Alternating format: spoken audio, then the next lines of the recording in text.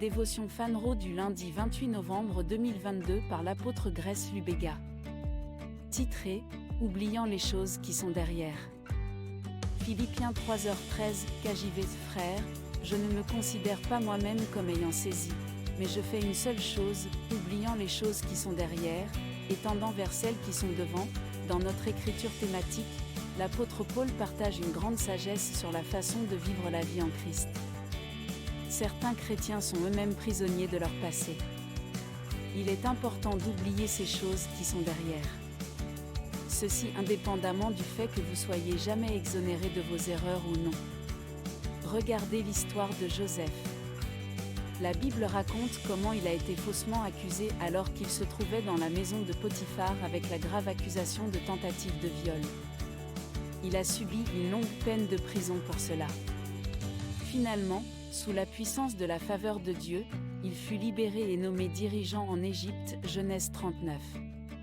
Cette histoire ne révèle jamais ce qui est arrivé à ses accusateurs. Ont-ils finalement été jugés et arrêtés pour avoir gâché des années de sa vie? Non. Un récit différent a-t-il jamais émergé prononçant son innocence? Non. La femme de Potiphar a-t-elle jamais avoué sa duplicité? Non. Dieu, dans sa sagesse divine, peut ne jamais vous justifier devant certains hommes dans cette vie. Pour certains, Joseph est probablement resté pour toujours l'homme qui a tenté de violer la femme de son maître. Bien qu'aucun récit dans la Bible ne soit donné du fait que Joseph ait été absous de ce crime, Dieu lui a quand même donné honneur devant ceux qui comptaient et c'est l'histoire que nous célébrons. Au lieu de vous accrocher à votre passé et de lui permettre de dicter votre présent, faites confiance à Dieu pour vous justifier devant ceux qui comptent. Si un homme ne change jamais d'avis à votre sujet, c'est entre lui et son Dieu. Célébrez le fait que Dieu a réécrit votre histoire et vous a donné un nouveau départ. Voilà ce qui importe. Alléluia. Approfondissement, Genèse 39, Luc 9, 62. Pépite d'or, Dieu, dans sa sagesse divine, ne peut jamais vous justifier devant certains hommes dans cette vie.